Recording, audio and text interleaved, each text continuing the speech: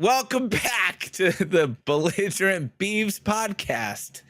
I think, Benny, it's a good time to address the elephant in the room before we kick off the episode. Let's do it. The truth is, some creative differences have led to what's really been this big lull in our episodes. This is now episode 167. If you're keeping count, the last episode was 166. But you may also notice that there's only two of us on this episode. Hit the intro music.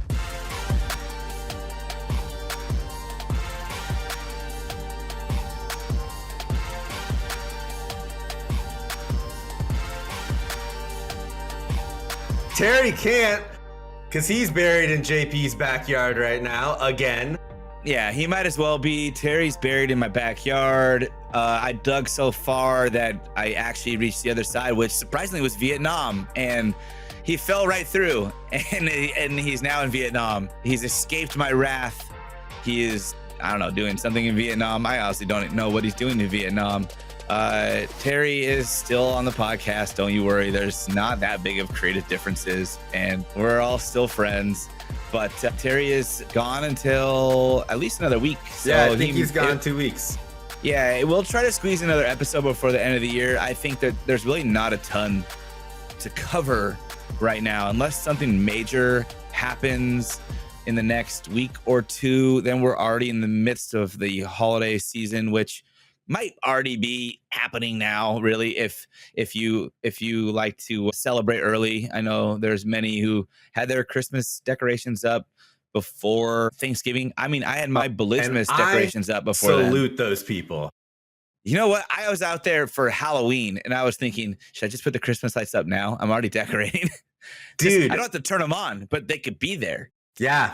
So Yuri and I don't do a ton for holidays, but I was telling her this year, I was like, I really want to get into Christmas again. Like Christmas was so magical when I was a kid, and like you gotta sort of got out of that. We have a neighbor down the street that has like, I don't know how the news isn't at their house with the amount of Christmas decorations that they have up, but like, yeah, I want to get back into it.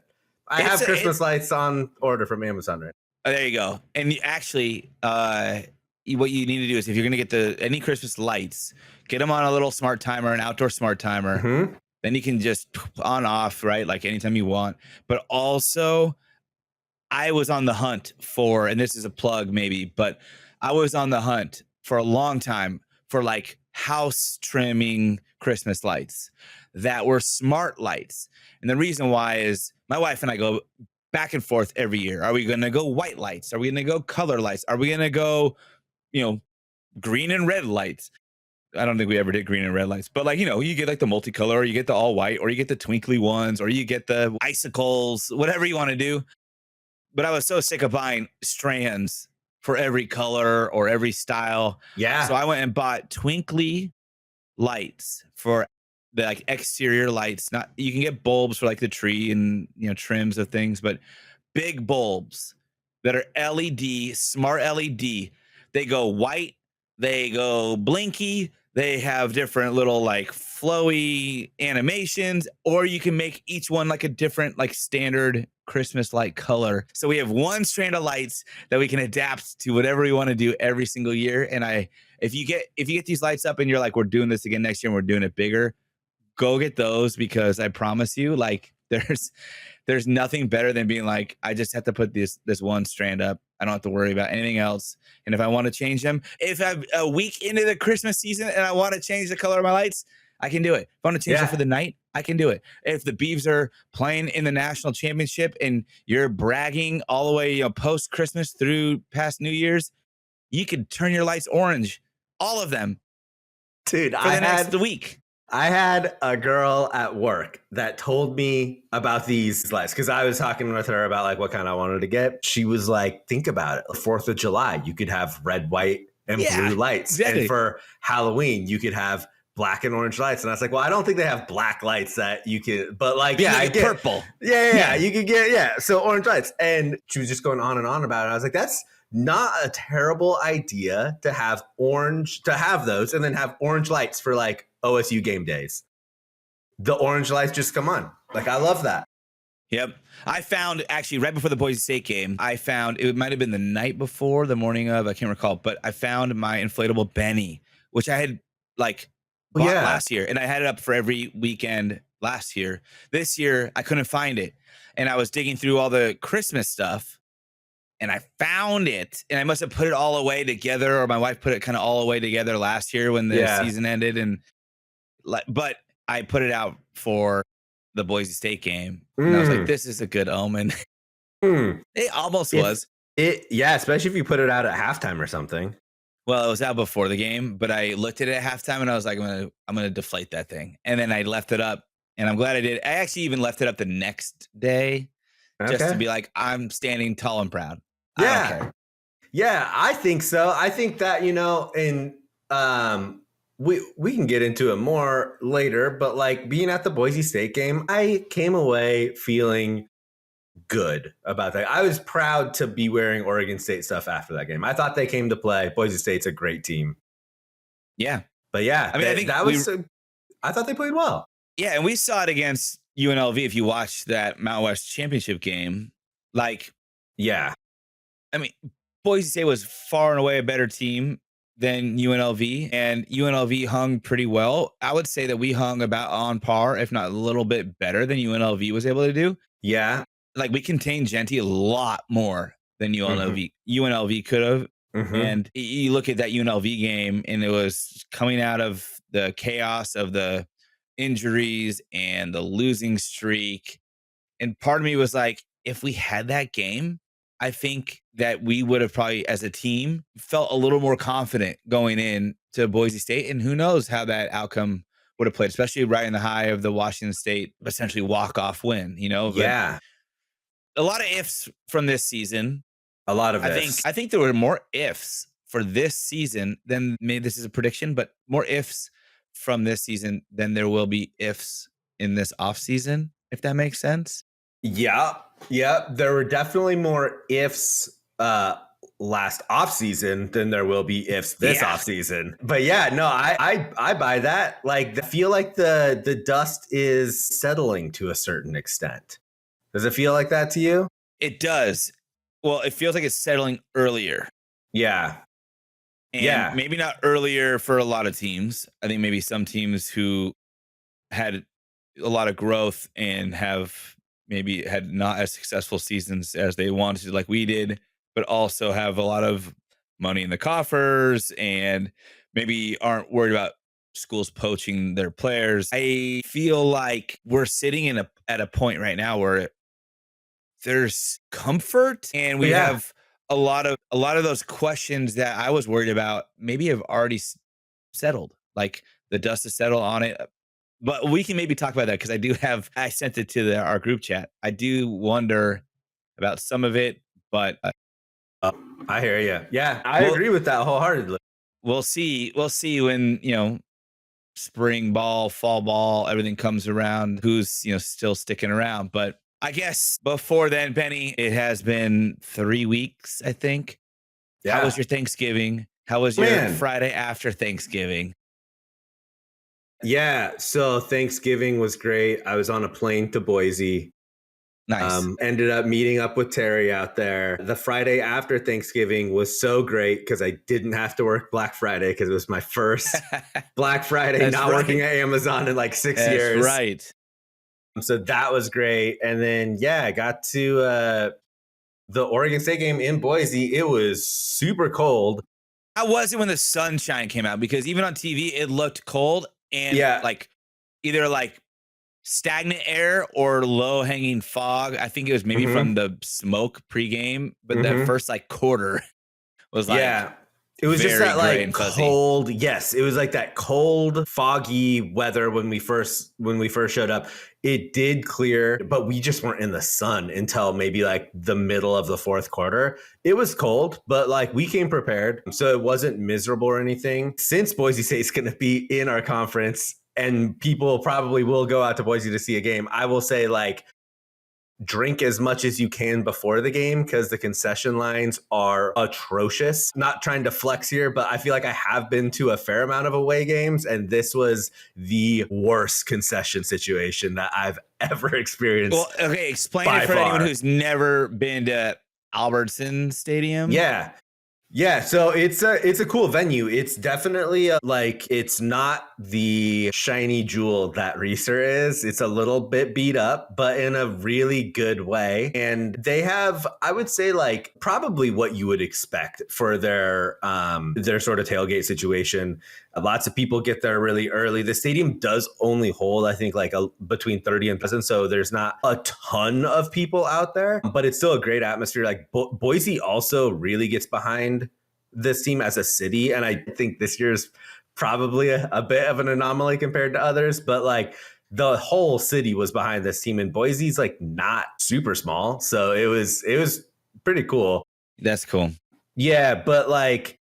But yeah, the concessions and the bathroom lines are pretty awful. If you could rate them, before we rate the fans, if you could rate the stadium environment, concessions situation,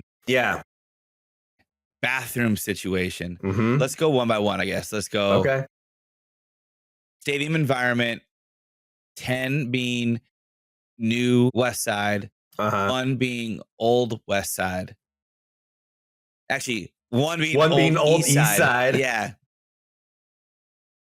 So I would say probably like a 5. If you new East Side.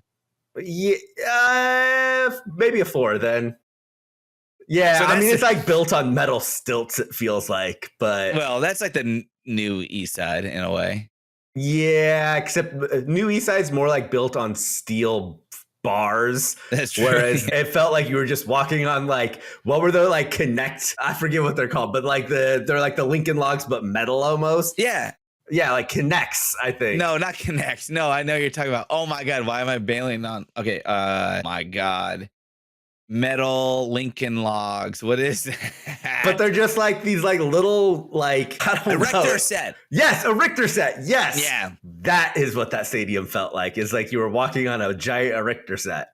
Yeah, you're like, is this just like reinforced erector pieces holding up this giant grandstand? Okay. Yeah. Nice. Yeah. So, but like, I would also say the environment probably was tampered down a little bit because it was such an early kickoff. And the day after Thanksgiving. And the day after Thanksgiving. Compounding factors there. Yeah. Yeah. I thought it was going to be a lot louder to be, and like, and that is also like giving all the benefit in the world to the fact that it was such an early kickoff and it was the day after Thanksgiving. But does the stadium like withhold sound well? Because it does feel like it's expansive, right? It is expansive. Yeah. I don't think so. And there's like a lot of pockets too where the sound can escape from. Yeah. So, I mean, we were pretty close to the field level, and it felt like when it got loud, it did get loud at points, but also like when I was in a really long line for the bathroom, I think it was 3rd and long, and I didn't hear any like loud cheers coming from the stadium. So it's like, fuck yeah, like we stopped them. And we didn't stop them. And it was very misleading. So, yeah, the early Friday morning game definitely tampered down some of the buzz. So rate the bathrooms, 10 being, I don't know, I guess the new East Side. Okay. And 1 being the new West Side. Yeah. So definitely 1 in terms of the line that it took. I'll give it a 2 only because it was so cold and the bathrooms were like 95 degrees. It was nice and warm in there for sure. That's clutch. Yeah, I think it was nice. When I was at the Wazoo game, somebody had brought that up when I was in line for the family bathroom with the second mini bay, and it was a mom with her kid, and she was like, it's also just really nice to go into this bathroom because it's warm. And I was like, yeah, that's fair. It is fair. And I had to yell at some people. Sorry if I yelled at you. I didn't really yell, but I yelled at some kids, and I was like, where's your family? Where's your family? Why are you in the family line? There's like kids who actually have to use the bathroom. And you're like two bros going in to, do whatever in the family bathroom. That needs to change. Don't be sorry of yelling at them. They can wait in the regular line. Well, yeah, but then they can't go into a private bathroom together for whatever they're partaking in. But that's true. They could. And, they could. I'm not going to be the judge here, but I do think that somehow, and every place has this as a problem, but I think that has to be addressed somehow. Like, there needs to be AI, Terry. There needs to be AI. Let me say that another time. There needs to be AI that can scan the groups that go into the bathroom, and if it is not with a child or something, and then the doors open. Now the doors open and the walls roll up and they're totally exposed. Whatever they're doing, you can't hide. Let's get at the forefront of that, Oregon State. Come on. I came into a bit of a predicament. So I went to the bathroom and I had mittens on because it was so cold. And so I get done and I'm going towards the sink, but I'm like, that doesn't make sense. And I just left. Yeah. Can't wash your mittens. Yeah. I felt gross because people saw me definitely not go to the sink, but I was like, you go, I got mittens, but I have mittens. Yeah. Sorry. Yeah. Yeah. They're like bathroom condoms. They are. Fine. That's what they should be marketed as, bathroom condoms for your hands. Can sell those outside the family bathroom at research. That's a business idea right there. That is. I'm going to buy that domain right now. Bathroom hand condoms. I can only imagine the organic traffic that will get. True. Man. Well, yeah, our Thanksgiving was good. We did nothing. We did something, but we went to Annie's folks. And nice. Didn't have to cook, didn't have to clean. Shout out to my in-laws for hosting a wonderful Thanksgiving. Nice. I know it's weeks and weeks later now, but it was very relieving to come home and be like, I'll just make a fire and hang out because I have nothing else to worry about other than the Oregon State game tomorrow. That's great. That's so awesome. So it was a wonderful Thanksgiving. Very cool. How many people showed up? Dude, we had 35 people. What? Yeah, it was massive. Yeah. That's great. I can relate. That is, it's intense, man. It's exhausting. Yeah, I mean, this is the best part. So there's a lot of kids on my wife's side of the family, especially my mother-in-law's side of the family, and my wife's aunt, and she's amazing. But she decided there was birthdays that were rolling into the celebration. There was, kids. She decided to hire a magician. My God, that is a Thanksgiving magician. Yeah, Thanksgiving magician. And this guy showed up and he had his whole act and he was very, very into it and actually was quite good and, involved the kids. And the kids were sitting all front row. The grown-ups were just kind of standing back with their beers or wine or beverages and watching. But have you ever heard of a Thanksgiving with a magician invited to Thanksgiving lunch, dinner? Dude, that is amazing. I love it when people come up with their own traditions. I don't know if that will be a tradition, but it could be. It could be. And, and even if it doesn't happen for another 10 years, we'll always remember this Thanksgiving. Yeah, the Thanksgiving Day magician. Yeah, the reason why we're doing this is because 10 years ago we had a magician at Thanksgiving and we're doing it again. Yeah, I agree. It's cool. Yep. If you have never had a Thanksgiving magician, if you're listening, go get one. I wish I had this dude's card. He was good. He was good. I wonder how many people on Thanksgiving ask him, "Can you make the dishes disappear?" That's probably everybody. I didn't ask him that, but I hope that somebody did, because that would be incredible. And then if he did it, then magic's real. Yeah, it's worth a test. Magic is real. Well, I'll wait to see if the dishes disappear. Yeah. He has to prove it. Well, we could skip right through the beers. I have a Space Dust. Nice. And I know you probably don't have a beer. I don't. No, I don't, and I don't have a weed either. Yeah. No weed, no beer. We're just Well, I mean, I just have a beer. I wasn't even counting this as a beer. I'm like, yeah, no Just- beer.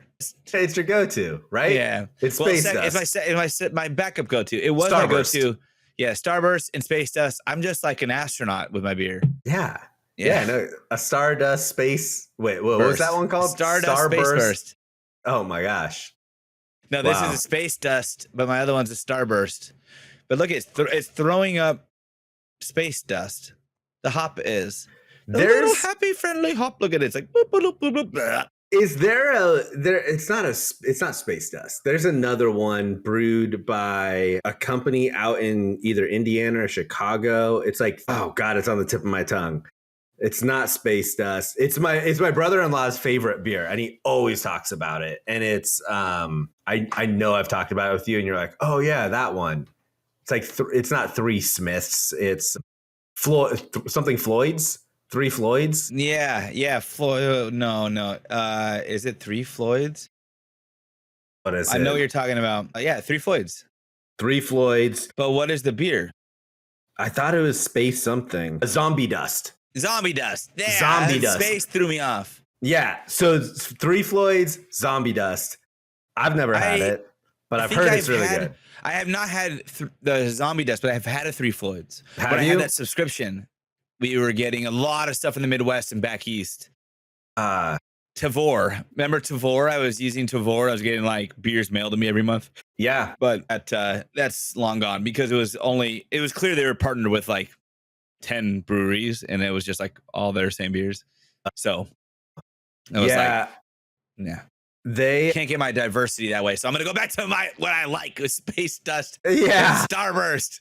Wait, how do you have so many beers? Is it just because like you'll find them online and you'll just order them? I used to. Yeah, I used to. And then I've stopped.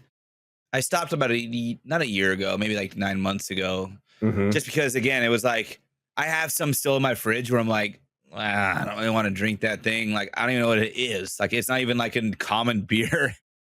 And it doesn't sound appetizing. And now I also don't want to drink because I'm like, it's been in my fridge for like a year.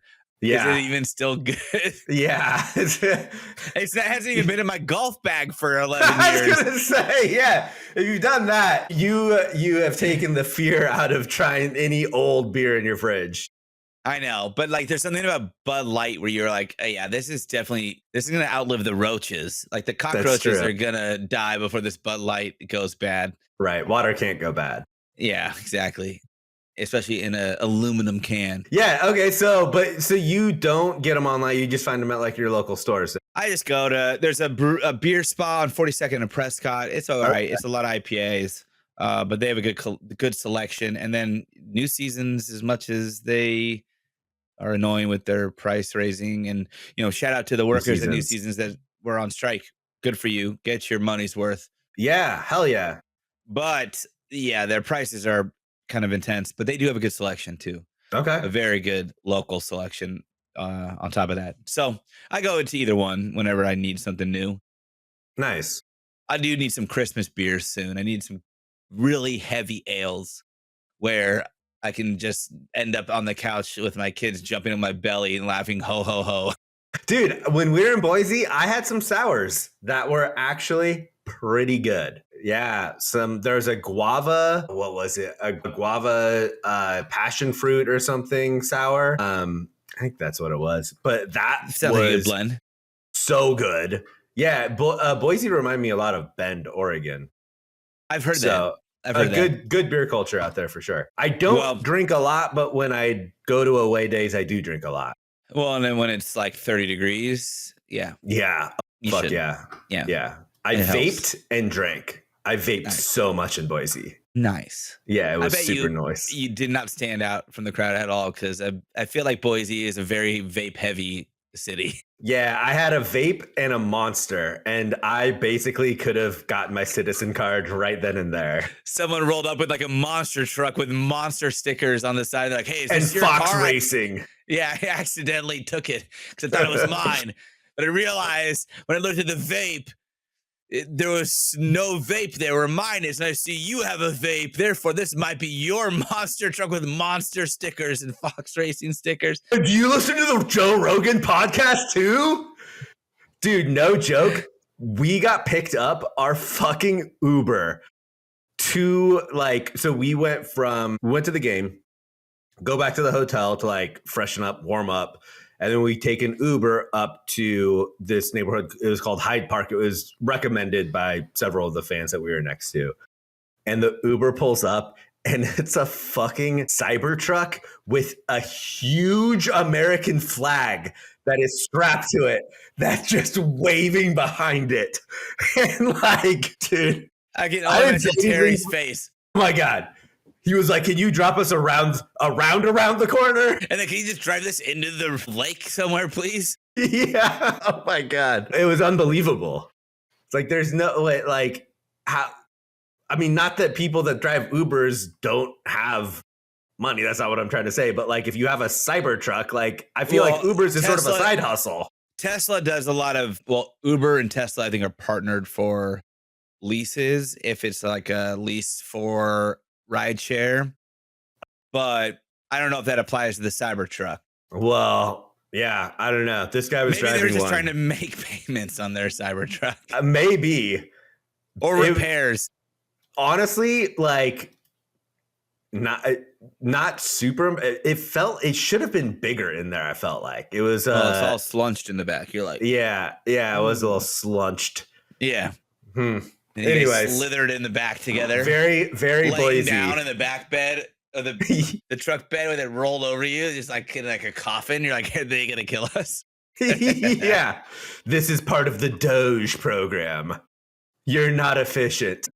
Well, cheers to the, I guess, Boise State fans that sent you in the right direction. Yeah. Cheers to a disappointing yet promising, I guess, football season. Yes. If you had to put it into 2 words. And also, when we get to it, cheers to a basketball team worth grambling on. Yes. And cheers to all of those Thanksgiving Day magicians out there. Yeah. And cheers to Terry. Rest in peace. I'm sorry I threw you through a hole in my backyard into Vietnam. Yeah. By the way, of the one of us that clearly is more infatuated with the continent of Asia than the other two, I still have not been. And you've been once, right? I know you went to Thailand. Yeah. You went to Thailand. I know Terry's been to Japan. Well, I stopped in Japan. You stopped in Japan? Well, we didn't stay, but in the airport. So I don't count it, but like we had like a 6-hour layover in Japan. That was cool. The airport was cool. Yeah. Yuri's grandma's 96. She comes over every summer. It's like a zoing. Yes, that is. It's a zoing. Her age is zoing. And so this year, I don't think we don't think that she's going to be able to like get out here just on her own, because normally she would just like she's 96, dude. That's isn't it crazy that she would come out here by herself when she was like last year? Wow, and so that's so impressive. I know. And so I was talking with her folks about like, how's that going to work? And they know that I've been just pestering at this point. That's the only way to describe it, Yuri, of getting out to Japan. And they're like, well, why don't you go out there? Like, we can have you. So I think I'm going to go out there 2 weeks early, spend some time in Japan, and then fly her back. That's awesome. I'm excited. Yeah, man, I would love to actually like go out of the airport in Japan. My God, I know. I bet you would love Japan. What it was like? What are they like? They have the weather events. They're not like hurricanes, but they're like the same idea. Typhoons. Yeah. And there was a typhoon approaching while we were in the airport. While I was like at a little restaurant eating like ramen, and they had TVs like all in each little booth, and we're like watching the news like in Japanese, eating ramen. It just shows this giant red circle like flying right towards the airport, and I'm like, I hope we get out of here. And then we're like at the gate, and there was like some, I don't remember if they were like Australian or something, but they were English speaking. And they were like, oh yeah, I heard from my friend who was here like last week that a typhoon flipped their plane upside down. Oh my God. They were taking off. Do you have a fear of flying? Not really. Yeah. No, more so when I see my wife panic, then I start to be like, oh, that Same stresses boat. me out. Same boat. Totally same boat. I'm like, Yeah. I never had a fear of flying. Also, like, I don't know if you probably know this. Like, my ex-wife also had the biggest fear of flying. Yeah. And so same thing where it's like, I see somebody else start panicking and it's like, Yeah. well, we are in a metal like cylindrical object that's just like flying through space. Like that doesn't seem very natural. Yeah. What also doesn't seem natural. Let's transition to football. Yes. We'll do a season wrap. And I think we could do a quick season final games recap, just final thoughts. And it doesn't seem natural. I would transition well here to say that it doesn't seem natural we're not playing in a bowl game. I know. And it kind of hurt when yesterday, I believe it was yesterday. So it's just Monday, December 9th. And I think it was yesterday, December 8th. They announced all 40 bowl game matchups. And like, I saw it come on my feed and I was like, ooh. And then I was about to click onto it and I was like, no, I don't care. Yeah. And I know. I don't care because I'm mad. And I also don't care because we're not in it. So I'm like, no, I'm not looking at that. Yeah. I felt the same way, man. I really did. It was it definitely disappointing to not get into a bowl game, not be bowl eligible. Although it did feel like at the end we were much closer than I thought we would be before the Washington State game. Yeah. Hey, and also shout out to the Cougs. They made it to the Holiday Bowl, I believe, which is like respectable. That's awesome. Yeah, and they had a rough stretch to close the season. And they did. We played a part in that. I was there. Mm-hmm. I went down for the game, took the whole family, and shout out to Sean Scheffler. I did not ask for media credentials because I knew I'd be too busy with all the kids and my wife and trying to make sure that we stayed warm and dry and whatever else was going to be thrown our way that day because it was cold, very cold. Not Boise cold, but like wet cold. And that's when you're kind of like, you know, like, everything just feels frozen around me, even if it's not. But the game experience was incredible. Such a good game. Incredible. I would say that was the fight I was looking for from this team all season long was finally on display. The fans were lit. I mean, to put it in one word, it was wild how loud and passionate and into it the fan base was. I was in the terrace the entire game, lucked out. It was Friday before the game, and I realized, oh, crap, I don't have tickets yet for tomorrow. Shit. So, again, normally I'm like, it's fine because I'm going to do standing room only. We're going to be in the terrace. No big deal. But I go on SeatGeek, and I find 4 seats, the second row of the terrace, $25 a ticket. Whoever sold those on SeatGeek, thank you. Everything else around me was $85 to $125. No way. Yes, and standing room only was also like, I don't know, $40 or $35. So it was a steal. I just lucked out. It was happened to be looking at the right time. Yep. Right place, right time. So thank you, whoever put those up there. They went to good use. My kids had a great time. I had a phenomenal time. And it was a poetic ending, mostly because, Benny, I nearly called it. You did? Yeah. Yeah. Yeah, I said it was going to be 3-0, but ignore that part. I said that it was going to be a field goal by Everett Hayes that would win the game. Yeah, you did. And I felt that dude needed that kind of redemption at home one final time. And I'm so happy he got it. And you could tell that everybody on the team in the stadium was thrilled for him as well. Not only because it gave us the lead, but it also was, again, a like monkey off your back scenario where he had been dogged with injuries for 2 years, gets his final collegiate game, and then wins it in a meaningless but still in context meaningful rivalry with air quotes game. And he delivered And it was not like a gimme kick either. Not at all. It was 55, wasn't it? Yeah, actually, it was 50. It was a 55 or 56 or 54. Either way, it was somewhere in between that, and it was the fourth or fifth longest kick in Oregon State history. That's crazy. And you were there for the longest kick in Oregon State history, which was from the foot of the same man. It was. Yep. Yeah. Yep. And it was in preparation of Yogi Roth being on the podcast. That's right. That is right. And so give Everett Hayes his flowers, his shine. He deserves it.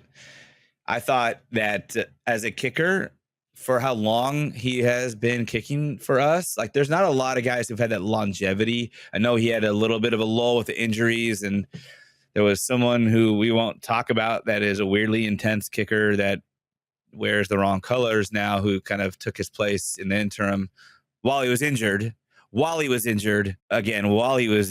and thus had to leave because Everett Hayes was no longer injured. That's how I've heard the story. Yeah. So anyways, Everett's a senior. Shout. Yeah, big shout. He participated in senior day. He was on the field afterwards. More photos with the kids, more autographs. Always a very welcoming persona and person post game. And you know what? Actually, shout out to our dude Alexis, because after the game, I was, the mini bebe really wanted to go see Everett Hayes. His goal, Jam, if you're listening, Jam's family, Griffins, if you're listening, we never got to find y'all after the game. My kid was dead set on seeing every senior on senior day. He wanted to tell them thanks, show them some love. And the only senior that we could not find that we were looking for, at least at the end, was Jam. But we were also looking for Hayes, and we found him. And Alexis was like escorting him through the field and trying to, my echo's about to go off, but escorting him like to somewhere else. And I was like, Alexis, Everett, hold on. And we like stopped him. And I was like, hey, Everett, congrats, blah, blah, blah. And then Alexis was like, these are the Belligerent Beavs. They're good people. And I was like, thanks. Thank you, Alexis. Backing us up. But yeah, I was like, it's not for me that the kids want to say hello. But anyways, yeah, Everett, great job. He was very friendly. He was very welcoming. And Alexis, thank you for having her back. Always having her back. That's so cool. The vibes seem like they're pretty good too with Washington State, Oregon State fans. Yeah, honestly, this is good. So we're in our seats. I don't think I even told you guys this. We're in our seats, and there was a group of Washington State fans that were like in the middle. We were on the aisle, 4 seats. They were in the middle of the section, and they kept coming our way to like go up the stairs. And I started to get annoyed, especially when things weren't looking great for us. So I started to shout at them, like, I'm not letting you pass unless you say the magic words. And they were looking at me like, what? And I'm like, I'll just go. And then like I kept doing it. And like it was like Pavlov's like training, because the next time, like the third time this dude especially went by, I'm like, come on, man. It's time to say the magic words. And he looks at me, he's like, go Beavs. I was like, yeah, you're good. And that's when the Beavs started to come back. Yeah, that's when we came back. I mean, it was about the same time, honestly. So, yeah, I had Washington State fans telling me go Beavs just to get past me to go to the concessions of the restroom. So maybe not the same hostility level that you got at Albertson Stadium, but way more fun.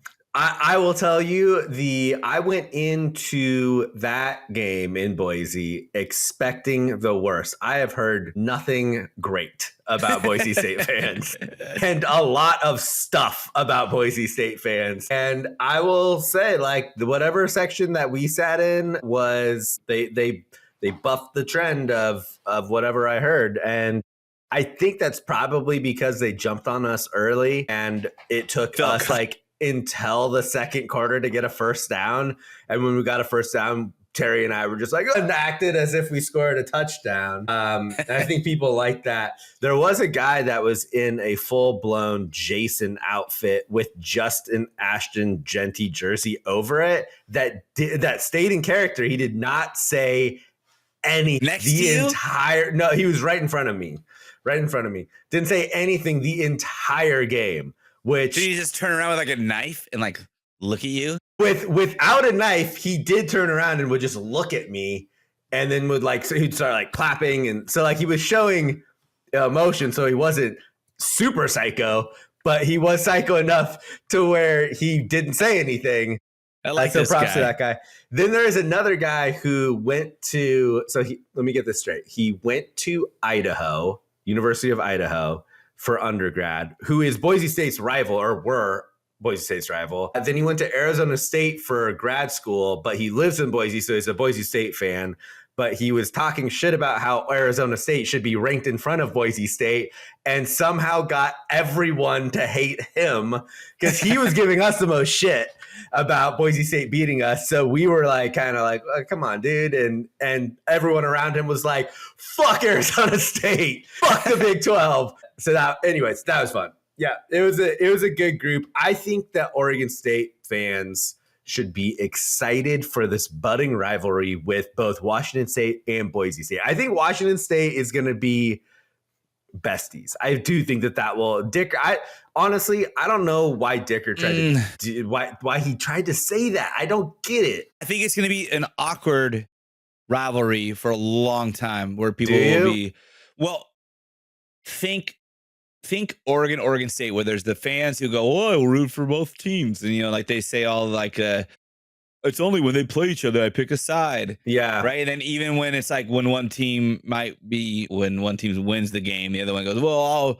I'll still root for you guys for the rest of the season or bowl season. I feel like the Washington State rivalry, especially with fans, will go that route, but like be even more awkward because it's like, we're like, yeah, go, yeah, wish you luck, whatever. Like, oh, I don't hope you like your plane crashes back to, in Washington. A typhoon yeah.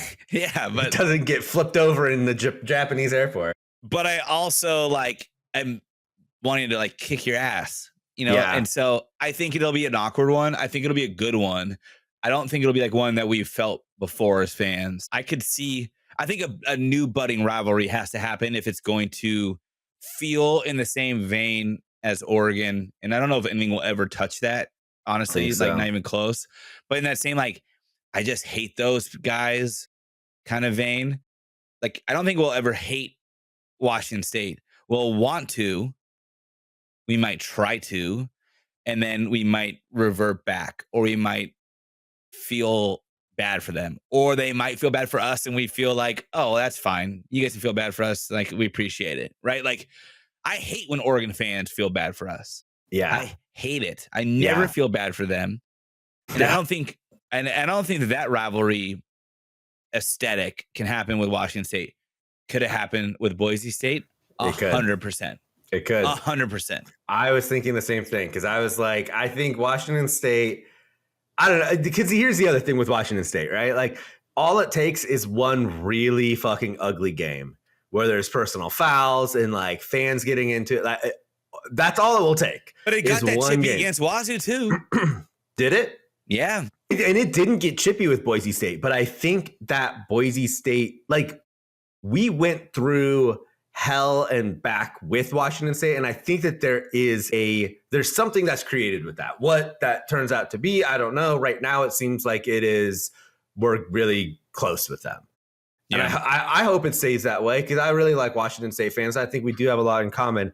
Boise State fans, the ones that were around us were very cool. I think that that's probably an anomaly, and I think that they have a big fucking axe to grind. I think that they are going to come in, and given this last year, they have the right to, but I think that they're going to come in feeling like they're the ones that are propping up this conference, and that is going to piss Oregon State and Washington State fans off a lot. And I think them and I think Fresno State's going to be another sneaky school that is, neither one will take the spot of Oregon, but I think there will be a vitriol. Could drive that kind of angst, yeah. With especially Fresno State too. Yeah, I could see that. I can totally see. We were already in that way with them. Yeah, we were. We were asking around at Boise. We were like, all right, so like, who's your big rival? Who should we like be watching? What is this conference going to look like next year or in 2 years? And the overwhelming answer that we got was, don't go to Fresno. Like, do not go to Fresno to watch a football game. It is not worth it. And so, like, it made me want to go to Fresno to go watch a football game. But There you go. I don't know what to expect. I think that could be a big rivalry. The advice you were given backfired. Yes. What a surprise. Yeah, 100%. It worked against what they were trying to convince you to not do. But that's the adventurous mindset that you have. And that is why you are all the nicknames you are. I don't know if we have a Benny Adventure nickname or anything of that sorts, but Ben Venturer. But yeah, so season wrap, 5-7, no bowl. Mm-hmm. I think a lot of people had expectations of a more successful season. I think we can all look at which games we let out of our grasp, which games we weren't ready for, which games we should have won. Like we can always look back retroactively and figure that out. But if you really look back and you go back to a year ago today, Trent Bray is named coach. It was 1 year ago today, right? It was close around now. Yeah. I think it was the 10th. But he's named head coach. Staff, TBD. Who's returning? TBD. Probably no one. But probably no one. Yeah. And remember at that time, we also still had coaches in the Oregon State program that were actively recruiting kids to go to Michigan State. Yep. 1 year ago today. On payroll. Yep. So I think about it as if a team had faced a coach leaving, just standard scenario, was pushing 10 wins, their head coach leaves. What happens to that team? They go for a rebuild, a full rebuild. They go 3 or 4 wins.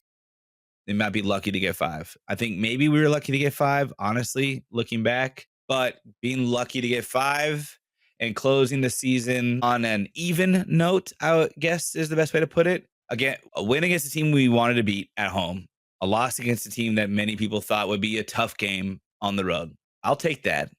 And I'll take 5-7 for a first-year head coach after what was dealt to the program, after bringing in a first-year defensive coordinator, a first-year offensive coordinator, after all the defections that left. And let's not forget the underlying whole problem of what conference are we going to be in and how do we sell Corvallis and Oregon State to anybody in that situation. And I think that this program and team exceeded my expectations in that regard. Did they exceed my expectations and how I wanted the season to go? Absolutely not. Hell no. I would have rather lost games we were supposed to lose and won every game we were supposed to win and had 5 wins than ended up to 5 wins the way we did. Yeah. Because it just felt like Jekyll and Hyde all season, and a lot of Hyde, I guess. Is that the bad one when we were in the losing streak? Yeah, it felt like it was 2 just superb pieces of French brioche bread with a giant piece of dog shit in the middle. Yes. The season started really, really promising, and it ended on kind of a high note. Artisan dog shit. Yeah. But that middle part, man, there were points in there where I really thought that we had laid over. Like we were just done. Well, that's what I was the most worried about, really. Yeah. And we talked about it so much. Like, is the locker room gone? Like, how are the coaches going to respond from this? Are we going to lose a lot of players in the portal? Yeah. And they rebounded pretty well. I would say that some of the offensive play calling improved quite a bit. It felt like it. Adjusted to the personnel, put them in situations to succeed. I know Bray talked about that too, that we need a better job of it. And they did. They definitely did. It maybe wasn't enough for Boise State, but everything looked way more fluid and natural. And we also, I think the team deserves to have it mentioned that refereeing job was pretty atrocious in Boise. That was a badly officiated game, but also Boise State is a CFP playoff team with a bye week.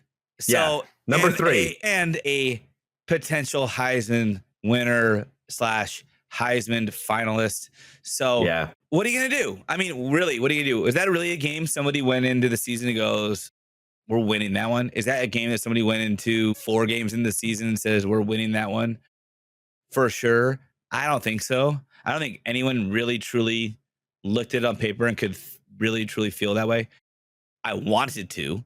I thought it'd be great. I wanted my day after Thanksgiving to be celebrated with a beer at 9 a.m., watching the Beavs stomp Boise State to go undefeated. Yeah, the magician giving you one last little trick. Yeah, let's not kid ourselves. But in my heart of hearts, if there's one somewhere in this heart where I don't know if it even is in there, but if it's in there and it has its own little heart, it also has its own little brain. And in its own little brain, it thought this will be a tough game for a rebuilding team with a first-year coach with a lot of new players. Yes. This will be a tough road season finale. Yes, and it was. And I thought that we played just as well as Boise State did in the second half of that game. Yes, absolutely. But we put ourselves in a bind. We did. By doing nothing for an entire quarter. We nearly an entire half. Yeah. Yeah. And and like, obviously, like, hindsight's always 2020 and like whatever, blah. But if we did get that stop on their first drive, and instead of starting at, what was it, like 1st and 15 from our 5-yard line, we would have been like 1st and 10 from our like 35-yard line. Yeah. So like one call is really tough to say like one call is going to change the outcome of a 2-score game. But like that seemed like a really important call that they missed. But I digress. Like, we did lose a game. They're a very good team. The other thing that I just sort of realized is that I don't know if there's another team in college football that has faced Cam Ward, Travis Hunter, Ashton Genty, and Dylan Gabriel in the last 2 years. Oregon State. Wait, did we play Colorado last year? Yeah, we did play Colorado last year. Jeez, what is it? What is it all in common? Yeah. With every single, I mean, there's one commonality with every Heisman finalist. It's either they were in the Pac-12 or they're about to be. Yeah. Yeah, that is very true. Yeah. So fuck you, Fox, and fuck you, ESPN. Yeah, for real. I think that, I mean, maybe we could save this for a podcast more in the off season, but it does feel like there is a pushback to what the media is trying to do. And I use Ashton Genty as the example where you see like Fox and ESPN, mostly ESPN, is trying to push the narrative of Travis Hunter being the Heisman Trophy, like not even finalist. Like, he is going to win it. He's not right. Well, not even the like, front runner. He's going to win it. They have a lot to lose if he doesn't, really. Yeah. Yeah. But Ashton Genty, if you look at like any poll, and I know Twitter is not America, but like it is a sample size, and every poll that's on Twitter is like people think Genty should win it. Like 70% of people think that. So he passed the eye test way more than anybody else. Like, yeah. Period. Right. So where ESPN and Fox want to die on this hill of saying like, well, no one cares about him because they're G5. Well, he's still the best college football player in the nation this year. And for the last couple, I would say. Probably. Yeah. So season wrap, again, 5-7. I think there's a lot of optimism to build on. Signing day, early signing day, I guess, just closed, and the Beavs signed 18 freshmen. I believe freshmen. I think there's one JUCO guy in there. Maybe one JUCO guy as well. Yeah. But 18 new members of the program. It's a lot of incoming players, and that is pre-portal, and we're still waiting on at least one, if not a couple more signees. There's a quarterback out of yeah, he's a Bay Area guy. Yeah. Is he in Pleasanton or something? But that sounds right. Yeah, he's signing in February, but all sources say that he's committed to Oregon State. Yeah. Okay. He's coming. All right, that's good. He's just waiting to sign, I think, with some teammates that are also signing on that in that time period. of I know the. that someone said they were like in the playoffs, and that was one of the reasons why he didn't sign. Yeah. He So didn't want to distract. I think there's some optimism around not only who we're bringing in. I mean, there's nothing, no offense to everybody. I love all the guys who are coming in, but this isn't like, you know, a chock full of 5-star recruits. And I don't care because the stars don't mean shit. And it's been clear for a long time that stars mean nothing. I think it's hilarious when there's fans who still, not Beaver fans, but just fans in general, who still hang by every star thread on the internet and count how many stars their program is bringing in and average star recruit, blah, blah, blah. Look, if you're good at football, you might not be showing up on tape. You might not have the reach in high school. If you are interested in a program that isn't the highest caliber in the media's eyes, you're not going to get the extra stars. Means nothing. Nothing, nothing, nothing. Yeah, sure. A 1-star probably isn't going to play as a 5-star. I think that that's fair. That's fair. But doing this micro measurement of 3, 4, 5-star is dumb. It's a dumb practice. I would agree, because if you look at the Heisman Trophy finalists right now, I don't off the top of my head know what stars they are, but I would imagine that Cam Ward, who went to Incarnate Ward, was not more than a 3-star, and Ashton Genty, I cannot imagine is more than a 3-star either, going to Boise State. Could be wrong, probably not. Sure. Yeah. Well, Dylan Gabriel is, well, I don't know what his stars were, but he was also like a $5-10 million NIL recruit. Yeah. Pick your battle. Right. I think everybody can make a name for themselves in college football if you try hard, if you work hard, if there is, of course, some God-given talent. That's important still, no matter what people say. And I like our class.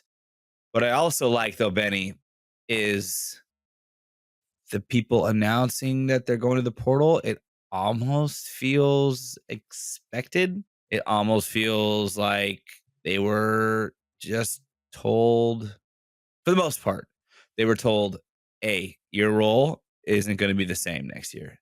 If you want the same or bigger role, you should go look elsewhere. It does not feel like the defections from last season at all. No.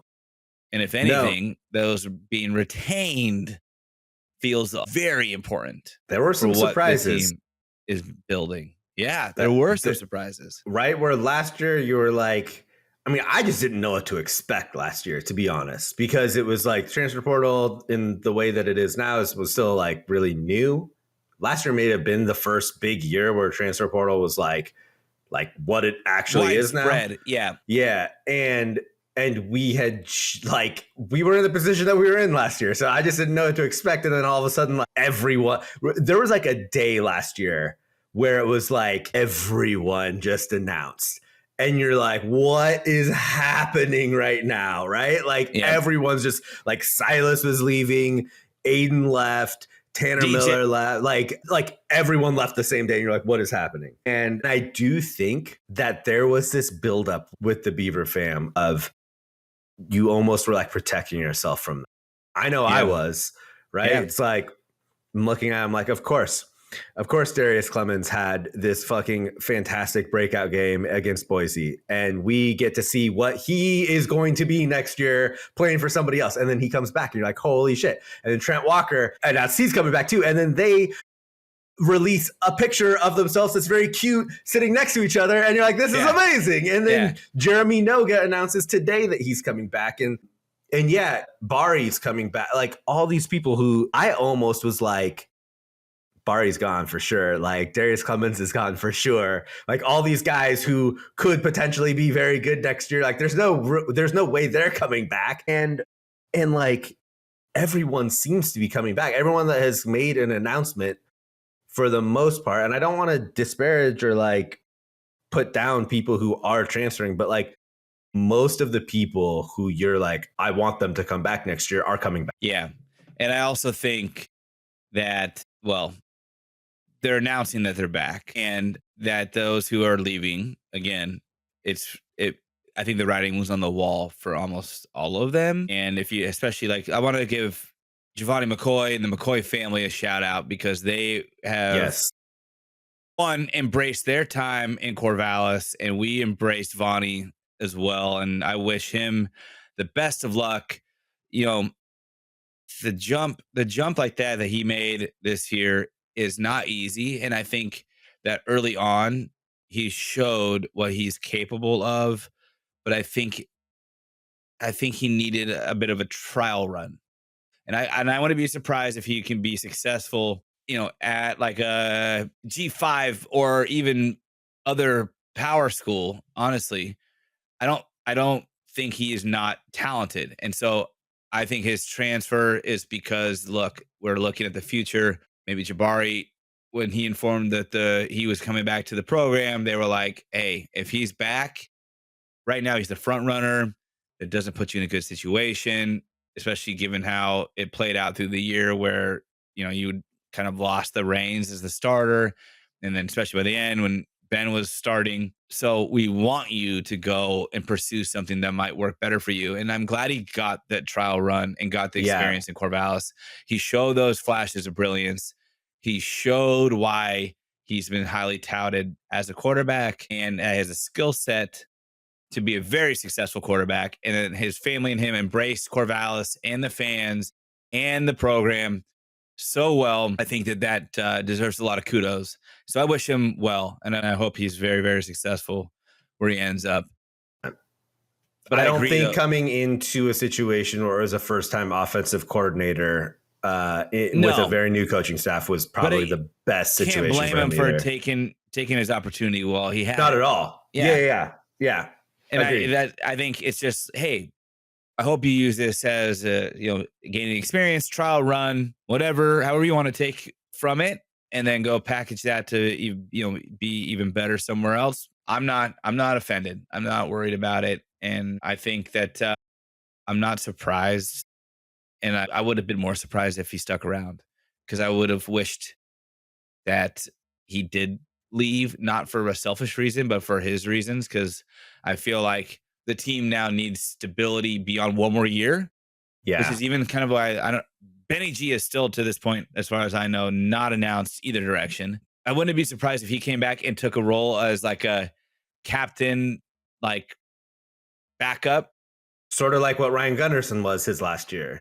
Yeah, but Gunderson was that for other reasons. Yeah. But if he comes back and the team kind of hands him the reins, I think that's a mistake because I think that Ben does need to move on as a starter, as somebody that is our starter. I would love him on the program. I don't think he's vying. I know he wants to start. I know the dude loves to play ball, but yeah. And I love watching him play. I feel good when he's under center. I won't lie. But this team needs to turn a page. Yeah. And like finally start to be like, hey, all right, we got the growing pains out. That was last season. Now we're solidifying. Now we're building. And you can't build for one more year. You just can't. And you can't work the portal every year. You can't try to fill holes like a quarterback every year. You need to lean on somebody. And I have to imagine that the staff told Vonnie, like, hey, either it directly or indirectly, Bari's the guy if he's here and he says he's going to be here. And if it's not him, it's not you. Yeah. Right.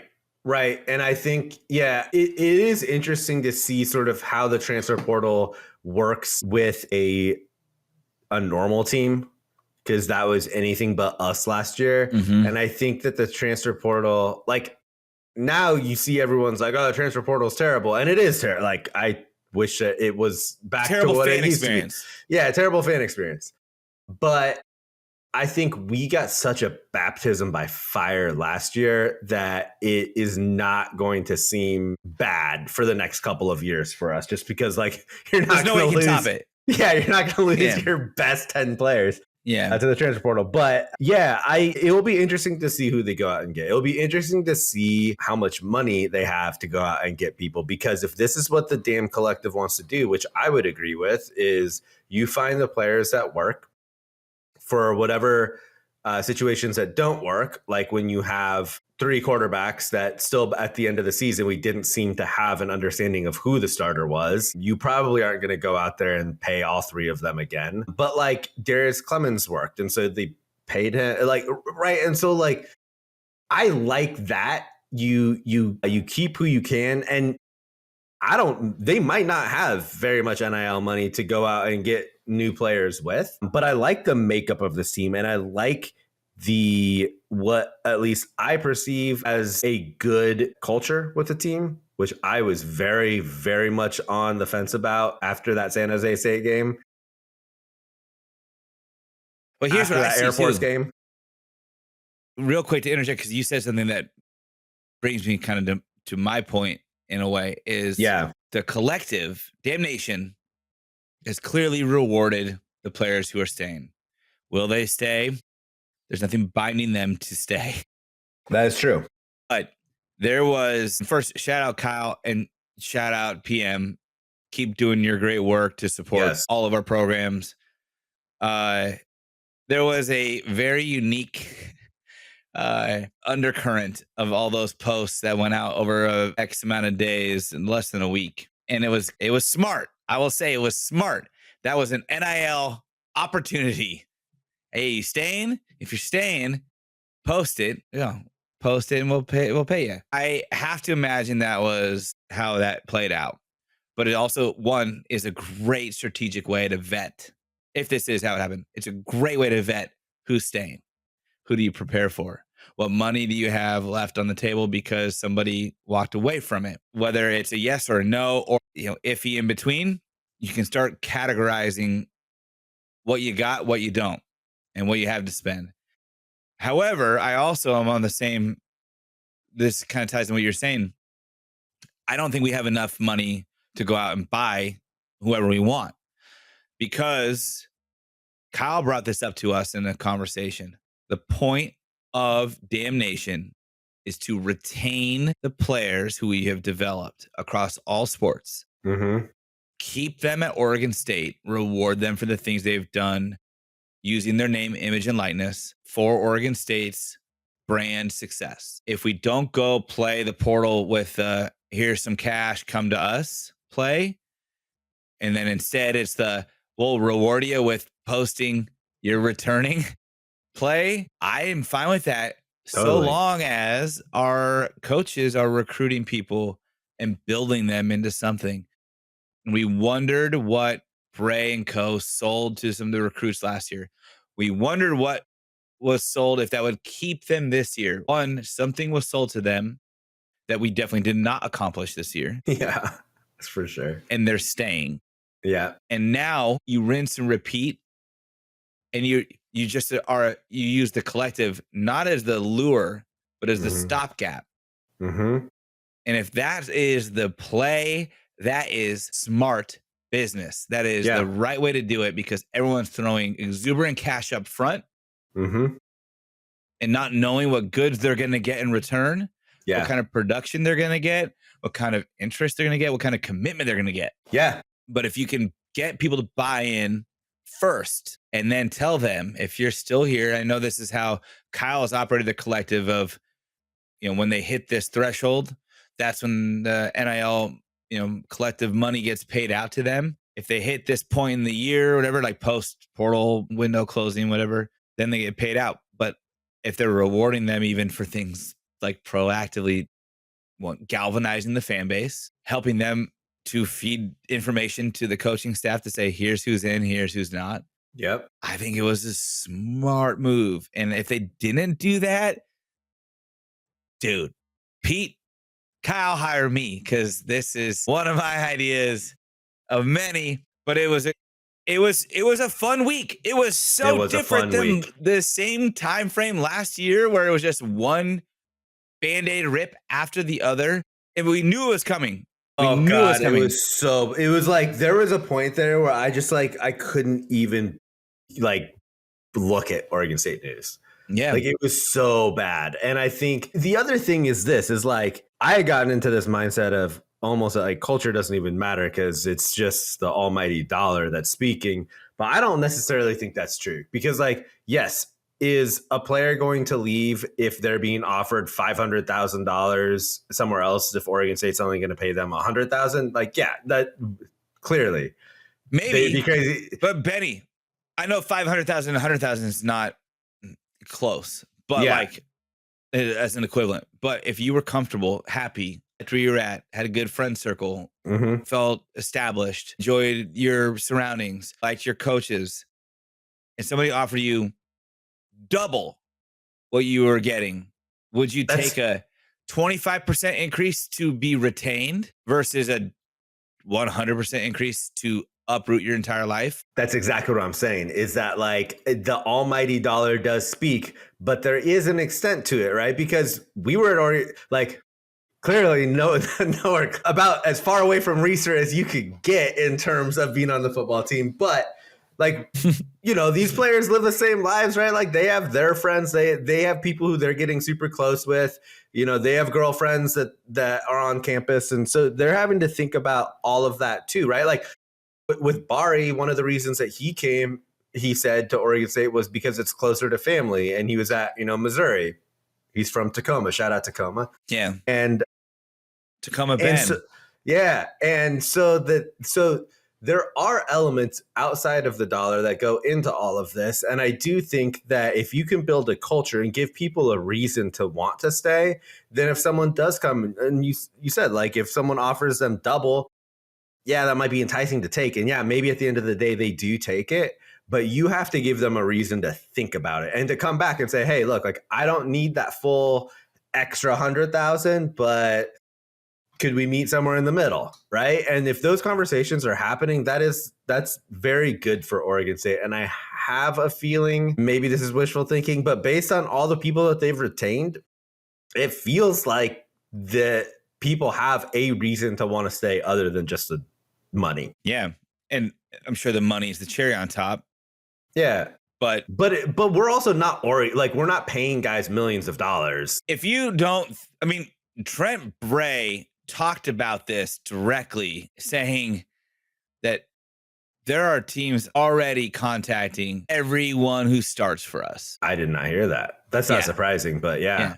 He said there are teams who are already contacting, and they said who they are contacting players, and he said who are they contacting? He goes, essentially everyone who starts for us. Oh my God. So this isn't that there was no suitors available. Yeah, it's true. Again, if you're in a job, you love it, and there's another job that you might love that offers you more money, and then your job comes back to you and goes, hey, we know you love it here, we love you here, but we'll give you more money, just we don't want you to leave. Yeah. You would take the incremental pay bump. Yeah. In a heartbeat. Anyone would. Yeah. So I love the strategy. I love the play. I think that the collective and the program are in great hands. I don't think we should be optimistic about being big fish in the portal pond. No, as a matter of fact, I think we should take the Giovanni McCoy approach. And not that we're going to be the only program looking at FCS schools and who popped, but people are going to be using us as their minor leagues. We should be doing the same. Yeah. Right? Like we really should. But I mean, just a couple of people who, other than like Darius Clemens, that was the one where I was just like, the fact that we got him is so massive. I think he is going to have an explosive year. What we saw against Boise State was incredible. Hank and Saladin both coming back, along with having Skylar Jackson in that running back room. That's going to be fun to watch. Van Wells, I believe, is coming back. So that will be big. Of course, as you mentioned. Yeah, Noga, Bari. Like the offense is, they have a chance to marinate a little bit here, which will be really nice. It just felt like things were moving so fast for so many players on offense, including the coordinator. Yeah. This season. Also defense. I mean, what is it? Jordan's the only kind of like starter that's announced. Oh, yeah. Right. And then obviously, God, why am I fucking blanking? This is embarrassing. Number four. Who's our really good corner? Jaden. Jaden. Yeah. Jaden. Yeah, Jaden's He's done. gone. Eligibility's done. Yeah. Right. But I think Kobe's coming back, right? I haven't seen one either way. Did I? I don't know. I mean, I haven't. I shouldn't phrase that. He's not out of eligibility. Yes, that's correct. Okay. It'd be nice to have him back. But no one yet, as far as I know, other than Jordan, has announced on defense. We've had a couple on offense. A lot of people that, again, might have been informed your path isn't as clear as you maybe want it to be. Probably not getting a ton of playing time. Yeah. I really, really hope we can keep our linebacking core. That's going to be huge. I really hope that we can keep Kelsey Howard. I hope so. Really want to see what he can do. I would love to see him on the field for an entire season. I think our defense could be good next year if we don't even need to go out and get many people. We just need the people that all got injured to come back. Yeah. And also retain as much as we can, of course. And we wouldn't be the Belligerent Beavs if we did not add some wishful thinking into this. But I would say a way for a team like Oregon State to pop would be sort of that San Antonio Spurs type way when David Robinson got hurt that whole season. And then they got the chance to draft Tim Duncan. And then they had David Robinson and Tim Duncan. So you have all this promising defensive players who I think probably have a ton of talent. They're not going to be demanding a ton NIL because they didn't get to play last year. And if you have them come back and they're as good as we think they could be, and you have a bunch of money invested into some of these big offensive players, like, I'm not saying Oregon State will pop because of that, but that is a recipe for a team in Oregon State's position to pop. Yeah. Defense sets the tone. And when you have a defensive-minded coach, it doesn't hurt. It doesn't hurt. Yeah. I'm optimistic about this offseason. I'm disappointed in this season. Yeah. Was I over-optimistic about how I thought the team would perform this year? Absolutely. I will be the first to admit that. But guilty. Was it not feasible? I think that's debatable. I think that there was a lot of feasibility with what they could have done. And I think it really came down to 2 games, maybe 3, really. Oregon, Washington State, Boise State.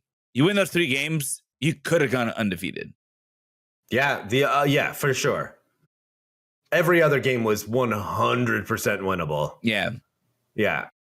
If you lose 2 of those games, like, you still have a 10-win season. So I think every fan has the right to be disappointed and demand more next year. I think we will see more next year. I think the stability is moving in the right direction compared to what this staff started with. Speaking of a young staff and stability, so Coach Coop was named AFCA's 35 under 35 coaches. I saw you put that on there. That's awesome. Yeah. So hell yeah. That was his first season as the Beavers inside linebackers coach after 1 year as the linebackers coach at Sac State. And yeah, he's like a rising star, man. There was 200 highly qualified applicants for this prestigious program. I don't mean that in like a mean way, but I was reading it as it's a prestigious program.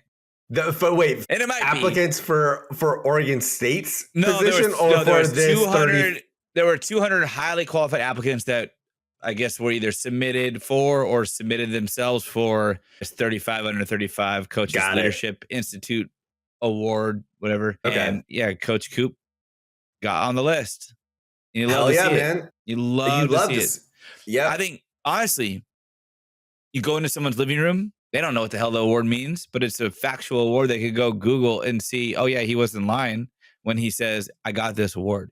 I want you to play for me because you want to play for me. Yeah.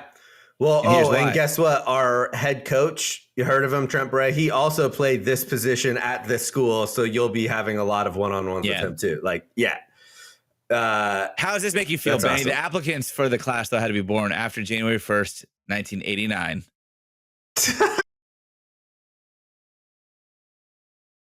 and serve as a high school head coach, 2-year college full-time assistant or head coach or assistant or head coach at NCAA or NAIA levels. You'd be better at being a football coach than me because you have the gift of gab and you're able to, I think you'd be able to like rally the troops really well.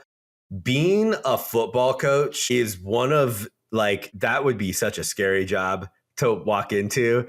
I would be intimidated by everybody that is like 10 times bigger than me. Like, all right, listen to what I'm saying here. Yeah, that is a tough job. Make one guy pee his pants in front of the whole team and you've got them in your hand. Right.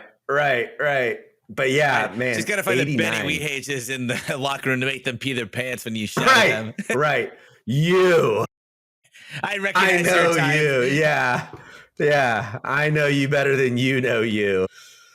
Yeah. Speaking of knowing you better than you know you, this is a terrible transition, but let's just switch to men's basketball. Oh, yeah, no, it's a great transition. I got it. Yeah.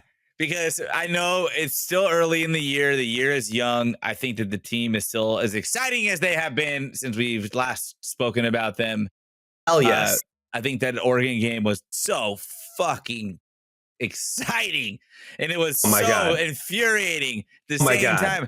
But being a Gill for an experience like that felt so refreshing for the last multiple times I had been in Gill Coliseum for a men's game that felt like no one cared.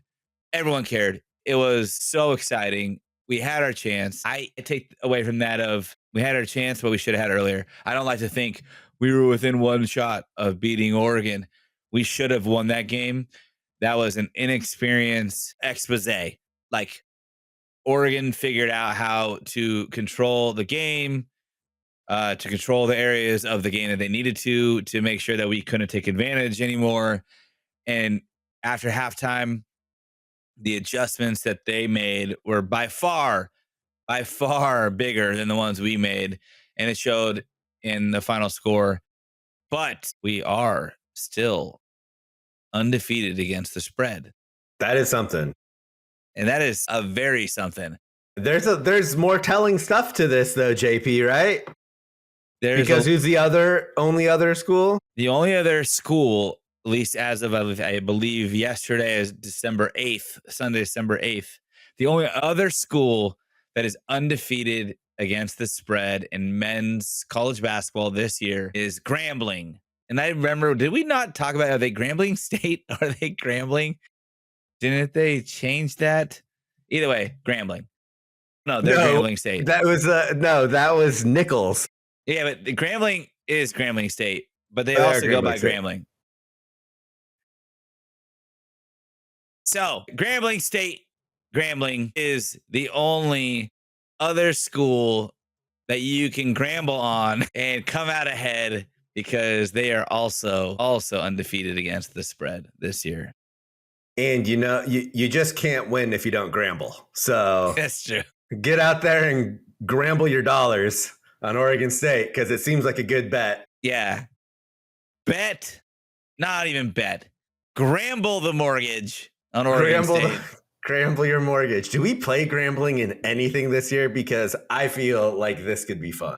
No, I don't think so. I know we don't, but given our football schedule next year, it feels like we should have Grambling State on our football schedule next year. Yeah, it's like App State, something other school, Tulsa, we Sam play Nichols Houston. and Nichols State somehow. We play Washington State twice. And then Grambling is just there for gambling purposes. The game won't actually be played. No, they'll just have a bunch of booths where you could gramble in. I'll gramble on this Oregon State men's basketball team. Honestly, the Idaho game was the first game that I didn't watch because I forgot that it was at 2:00 on Saturday, but I haven't even watched the highlights of it. It looks like we did very well. We pulled away. I think, I had it on. I had I had all three kids on Saturday, and the wife was out for actually Katie the Goat's birthday celebration brunch, and I had it on the TV. Couldn't really keep tabs, but I was like, it was pretty close by half. Then halfway the 6-point lead, and it just never felt uncomfortable at that point afterwards. And every time I'd glance over, the score just was increasing. Yeah, this team is good, deep, They are good. bought in. Yes. Though, yep. I can't come up with any 3 adjectives that are better than those 3 because that is 100% what they are. That'll be our men's basketball segment every week until they win the national championship in April. It's going to be, this team is good, deep, and bought in. We have to have shirts that say that. Good, and deep, I and think in. That is, yeah. Good, deep, in. And I think, yeah, man, I don't know. Like, it's incredible how Oregon State truly does have, what would you say, 5, 6 players that could take over a game? You have Fala, you have Ratai. Ratai has shown the most consistent for sure output and contribution on the court. I mean, he is a force. I'm most comfortable when he has the ball. Yeah. He's a quiet force. Reminds me of a Draymond Green. Stability, hustle, just fills the box score without anything. Never having that many things shining on it. Mm-hmm. But when you look at the collective body of work, you're like, that guy, when he's out there, he just makes that big of a difference. Yeah. But then you also have Nate Kings, DeMarco Minor, Delicious, Lulavicious. He is going to be a force, I think. I really do. Yeah. But yeah, I think with those 5 guys, and then you toss in like Sai, who from all accounts, he is a guy who can shoot the lights out. And I think he's played really well and just shot really bad. So if he can shoot really well, you can toss him in there too. But the team does play as one entity. And that is something that we haven't seen. JoJo Lake? I did not. Lake's been balling. Yeah, dude, absolutely. He really has been. Yeah. How did I forget? I mean, he's had some really incredible games, and he's been able to take over at some pretty pivotal parts. Yeah. I don't know, man. I think it's, we have a tendency to get ahead of ourselves. I have a tendency to get ahead of myself, specifically with these Oregon State sports teams. But I think that this team could be, we could be looking at Joe Lunardi's bracketology every week when it's coming out. I think you're right. I think you should be prepared for that as a fan and a hoops fan in general. You should prepare for Oregon State's name to be popping up quite a bit. We have not seen this kind of depth maybe since before we were in school. Yeah, I don't think so. I can't remember. I mean, we've consistently had a player where you're like, oh, they're really good, right? And then we've had 2 or 3 guys where you go, they could help. Yeah, but it never pans out. And partially because Tinkle's system is not designed for that. Yeah. Tinkle's system is designed to be good, deep, in. Yeah. So, and you're right, not hero ball. So it just, it feels so different than what we've seen with previous Oregon State teams. And I think that's why it's so exciting. And if you can sort of guard off this niche that you've created of bringing in international players, it seems to work from what we've seen. I think that we will see teams react and maybe pivot some of their recruiting towards the same strategy. I think there are a lot of teams who are worried about how their fan bases will see them not recruiting, the top players out of their state or region or recruiting pipeline. Yeah, good point. And I don't think Oregon State fans are that way. I think that we are as impatient as we can be and have also been very patient as we can be for men's basketball to pretty patient, be a sustainable winner. Yeah, that we're willing to allow anything to get it there. And this might look, if it's 1 year that we are a step ahead, fine. But I posted this I can't recall, I'm sorry, but somebody had left a mailbag question. I think it was for Dashel or Canzano, might have been Canzano, but I wrote him back and just said, I'm asking, is this the new wave that go after these international players? And I was like, it was just a master chess move by Tinkle and staff, because again, NIL doesn't matter. It means nothing to international players because they can't participate. But that first means that they came here knowing that's not really an incentive of mine to go to a program where that can get me a lot of lucrative NIL deals. Instead, they came for the environment and coach, the traditional way, in a sense. And if they left, it would also not be for NIL. It would be the traditional way. They want to go move closer to XYZ. They want to play for this coach. They want to be involved in this system. Way more respectful and respectable of a move to do that than if they are just like, yeah, my fit, not good. The money, great. I'm out. So I feel good about this motion of recruitment and trying to find these international players and trying to keep them in the traditional sense. And I also don't feel as upset if they transfer to do something else because I know that the money wasn't the problem. But I also want to caveat we should be able to pay these players. Yeah, we definitely should be able to pay these players. But look, we don't make the rules. And the situation has presented itself for this sort of unique situation.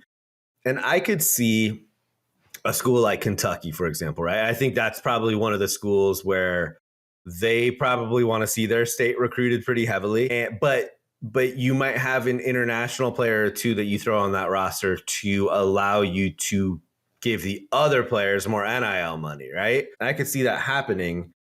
But when you have the NIL money to give, you almost become a slave to that, right? Like you almost can't not use that. Like you have to use that money. Yeah, especially if it's from donors, they want you to actually apply it. Right. And if basketball tells us anything, it's that a team is always going to beat, or more often going to beat, an individual in a game, no matter what that sort of talent discrepancy is.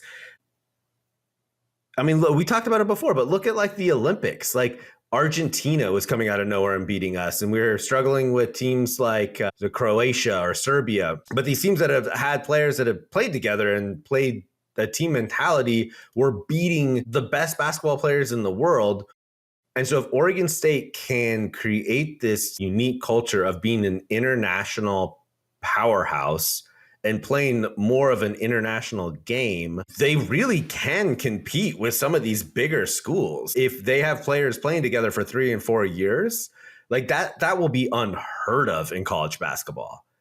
Oregon State would be one of the only programs. And the only way to do that would be to have an almost exclusively international squad. Yep. It's really interesting. It'll be really interesting to see what happens the rest of this year and going into next year. And while we're still in this year, this is still the season to fa la la la la. So yes, it is. Get out to Gill Coliseum. The Beavs take on, oh God, who was it? So they play Saturday, the 14th. So in 5 days. This is the stretch where they just have Saturday games. They have like 3 games in 3 weeks. Yeah. It might be UC Irvine. It's UC Irvine. And then Sac State on Tuesday, but then we go to the Diamond Head Classic. So if you're trying to get to a game before the end of 2024, you've got 3 chances left. You've got UC Irvine on Saturday the 14th.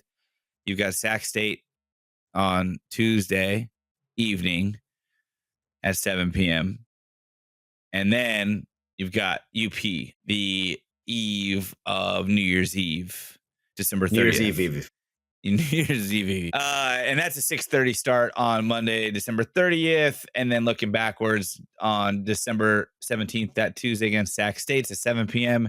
So if you want to bring the kids, you want to get out to an earlier game, Saturday, December 14th, UC Irvine. And UC Irvine's good too. Like, I forget what ranking system it was. It was like the NCAA net rankings. I don't know how they come up with that, but Oregon State was ranked number 49 in those rankings, and UC Irvine was like high 30s. So they are they're a good squad. They have a squad. Historically, I believe we played them once, and there's no they're result. 9-0 right now. Yeah, Irvine's had recent success as a program. Yeah, it should be a good one. So get out to Gill Phil Gill. Gill is a fortress. Hold it down. Get loud. Wear orange and have a blast. Have a Gill dog. Have a Gill beer. And just get bought in and get real deep. Yeah. And be real good. Yeah.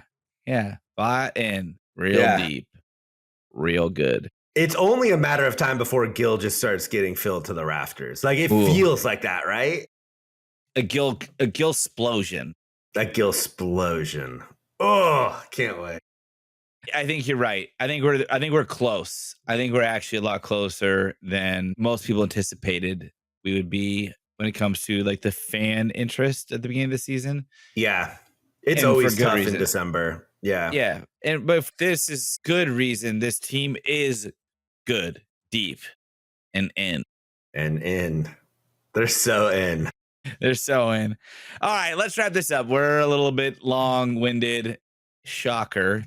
And that was without Terry, because our creative differences have led him to fall through a pit in my backyard and land on his head in Vietnam.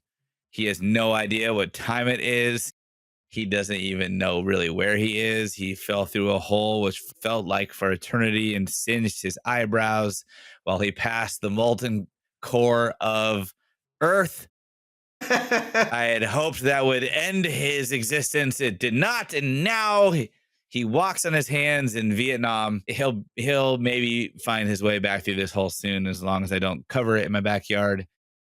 But we want to thank you for being patient with us through these creative differences and tuning in for episode 167. Benny, thank you for jumping on doing this.